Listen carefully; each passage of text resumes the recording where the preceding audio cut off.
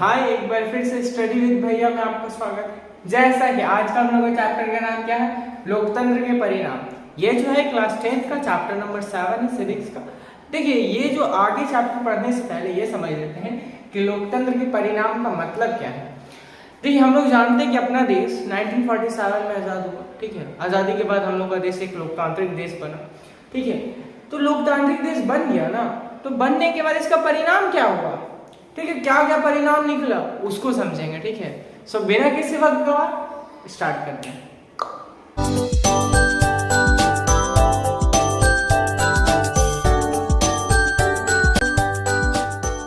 सो पहला टॉपिक हम लोग का क्या है, लोकतंत्र के परिणामों का मूल्यांकन कैसे करें। आखिर कोई भी चीज लोकतंत्र, ठीक है, लोकतंत्र मान लेते हैं, तो उसका मूल्यांकन कैसे करें, कैसे पता करें कि वो लोकतांत्रिक देश है, ठीक है, यह लोकतांत्रिक राज्य है।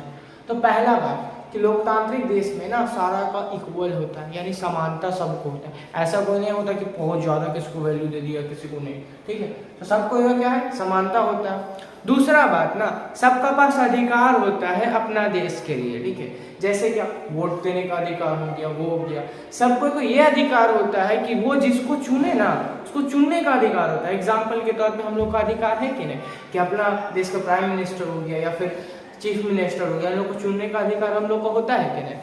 तो ये सारा का सारा क्या है, एक लोकतंत्र देश को बताता है।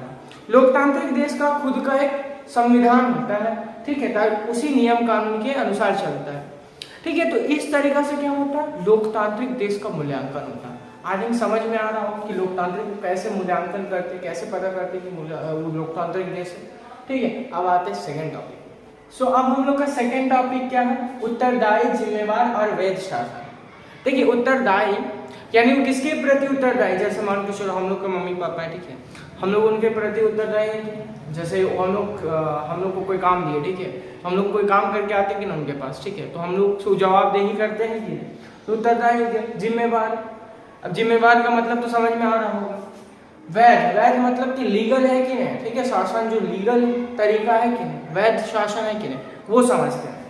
देखिए, कोई भी लोकतांत्रिक देश में ना, कोई भी लोकतांत्रिक देश में पता कैसे चलेगा कि वो उत्तरदायी है, जिम्मेवार है, उसका जिम्मेवारी क्या है, और वैध शासन कैसे होता है। तो सबसे बड़ी बात यह है कि उत्तरदायी होता है जनता के प्रति। जनता के प्रति मतलब ऐसे समझिए कि हम ही लोग ना उसको चुनते हैं, इतना तो समझ में आ रहा है आप लोग कि हम लोग उन लोगों को चुनते हैं। तो उत्तरदायी किन लोगों के प्रति होगा, उसका नागरिक के प्रति होगा, हम लोग के प्रति होगा।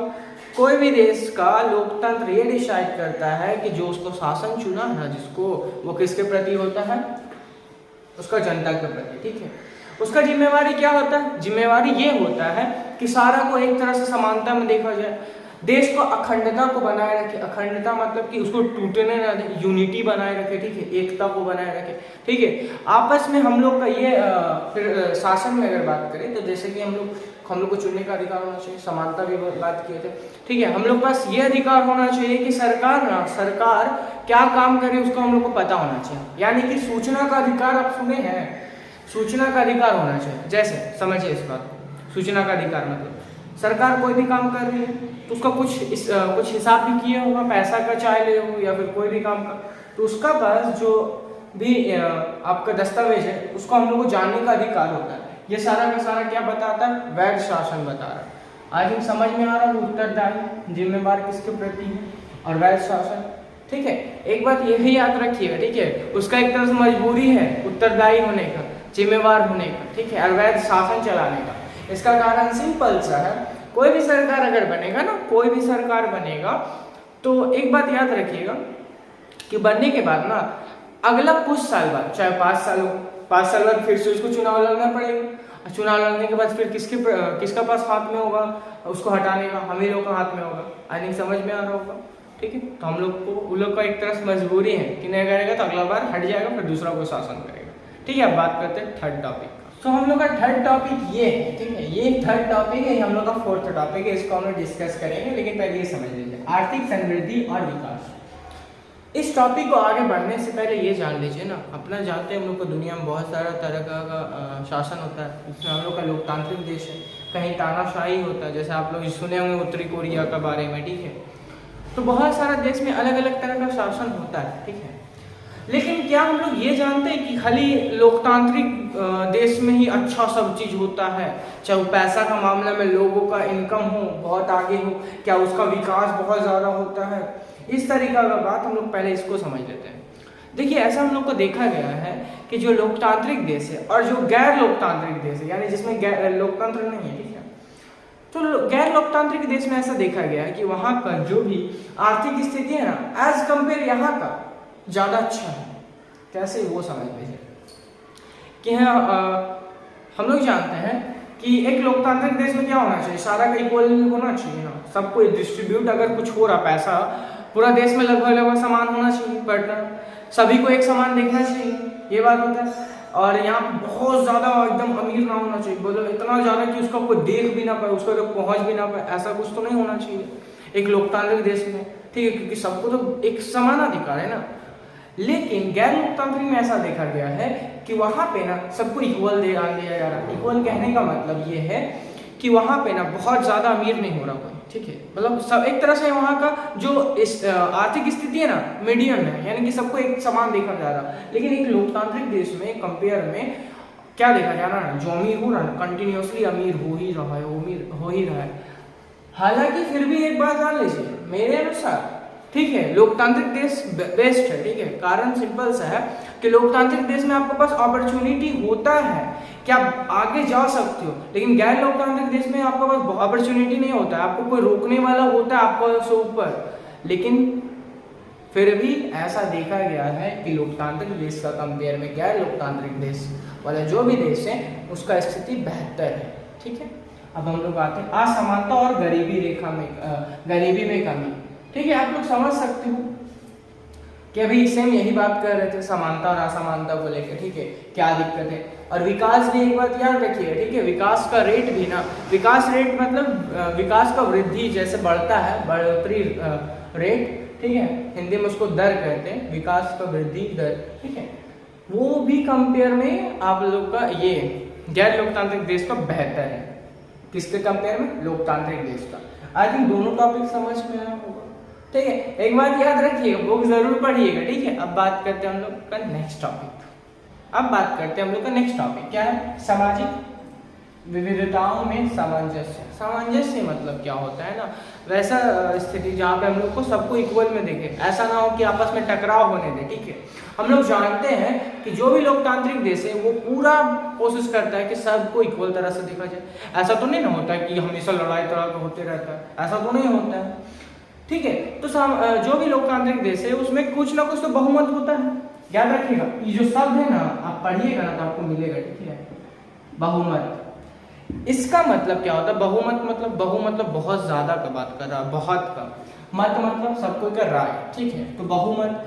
अब अलग अलग लोगों का अलग अलग राय से यहाँ से रिलेट कर रहा है, याद रखिएगा, इसका राय है, ठीक है, सबको का थिंकिंग। अब जो भी लोकतांत्रिक देश है, ठीक है, उसका अलग अलग स्थिति होगा, वो लोग का अलग अलग सोच होगा वहाँ पे लोग का। तो पहला बात, जो भी लोकतांत्रिक देश होता है ना वो दो तरह का स्थिति को बताता है। पहला कि जो बहुमत है उससे तात्पर्य ये नहीं है कि लोगों का बहुमत है, ठीक है, याद रखिएगा, लोगों का बहुमत से मतलब नहीं है, ठीक है। बहुमत से मतलब है कि सब तरह का लोगों का थिंकिंग कैसा है, सोच कैसा है, ठीक है, समझ में आ रहा। पहला क्या बताना चाह रहा, सोच बताना चाह रहा, यानी कि हम लोग सब कोई का अगर ऐसा थिंकिंग है कि हम लोग का देश को किसी तरह आगे बढ़ाना है, किसी तरह आगे बढ़ाना है, चाहे कि उसके लिए हम लोगों के लिए कितना भी मेहनत क्यों ना करना पड़े, तो हम लोग करेंगे कि नहीं, बेशक करेंगे। तो हम लोग का ऐसा राय है, तो ये हम लोग का बहुमत है। लेकिन कुछ लोग का गिना चुना एकदम ना के बराबर, वो लोग का थिंकिंग कर रहा था, नहीं ऐसा ना होने देंगे, ऐसा वैसा, तो पिटाई वो करता है, जानते हैं भी है, ठीक है। तो बहुत पहला बात समझ में आया बहुमत का मतलब। दूसरा स्थिति ये बताना चाहता है कि बहुमत से इससे रिलेट नहीं कर रहा है कि आपको कौन सा धर्म है, कौन सा जाति है, ठीक है, कौन सा समुदाय है, इस तरीके से मतलब नहीं करना चाह रहा। बहुमत से मतलब है क्या, सबको को एक साथ लेके चलने का। तो ये कौन बताना चाहता है, लोकतंत्र का ना परिणाम होता है कि सबको को एक तरह से सामंजस्य स्थिति को लेके चले। समझ में आया दोनों कंडीशन।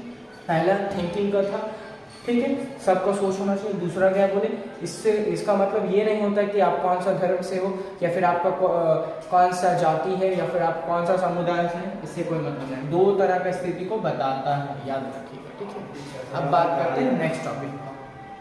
हम लोग का आखिरी टॉपिक क्या है, नागरिकों की गरिमा और आज़ादी। बहुत मस्त टॉपिक है। देखिए कैसे जो लोकतंत्र होता है सबको उसका सम्मान देता है। गरिमा मतलब एक सम्मान हो गया, ठीक है, रिस्पेक्ट देता है सभी को, सबको को आज़ादी देता है। ठीक है, जैसे हम लोग को आज़ादी है पढ़ने का, पूरा जितना पढ़ सकता है, जितना मन हो सब पढ़ सकता है। ठीक है, ये सारा क्या आज़ादी, इसको एक उदाहरण से समझते। ठीक है, कि लोकतंत्र का आने के बाद परिणाम क्या होता है इसका, गरिमा और आज़ादी का एक उदाहरण लेते हैं। हम लोग जानते हैं कि महिला लोग का स्थिति कितना खराब था, बहुत ज़्यादा कंडीशन खराब था ना। लेकिन अब देख लीजिए, अब लड़की लोग पढ़ती है, कितनी पढ़ती है, उसको पूरा पढ़ने का अधिकार है। दूसरा बात, उसको काम करने का अधिकार है, उसको हम लोग रिस्पेक्ट से देखते हैं सबको। ठीक है, ये सारा क्या हो रहा, ये इसका परिणाम है, किसका, लोकतंत्र का परिणाम है। याद रखिएगा बात को कि लोकतंत्र के आने के बाद ना महिला लोग का स्थिति बहुत अच्छा हुआ है, पहले की तुलना में बहुत ज़्यादा अच्छा हुआ। अगर नहीं होता लोकतंत्र तो शायद अभी इतना ज़्यादा अच्छा स्थिति नहीं होता। ठीक है, तो ये बात को ये समझ में आई। इसका एक उदाहरण ये भी याद रखिएगा कि लोकतंत्र में ना सभी को लेके चलते हैं हम लोग। सभी को लेके चलने का मतलब क्या है कि सभी को अगर थिंकिंग को कहीं ना कहीं हम लोग देखते हैं, जबकि गैर लोकतांत्रिक देश में ऐसा कुछ नहीं होता है। लोकतंत्र देश में हम लोग ना सबको का राय को कम से कम सुनते तो है ना, ऐसा तो नहीं ना नज़रअंदाज कर देते। तो ये सारा का सारा क्या है, लोकतंत्र का परिणाम है। आई थिंक आपको समझ में आया होगा। अगर किसी तरह का डाउट होगा नीचे कमेंट बॉक्सेस में ज़रूर बताइएगा। और हाँ, थैंक्स फॉर वॉचिंग। जय हिंद, जय भारत।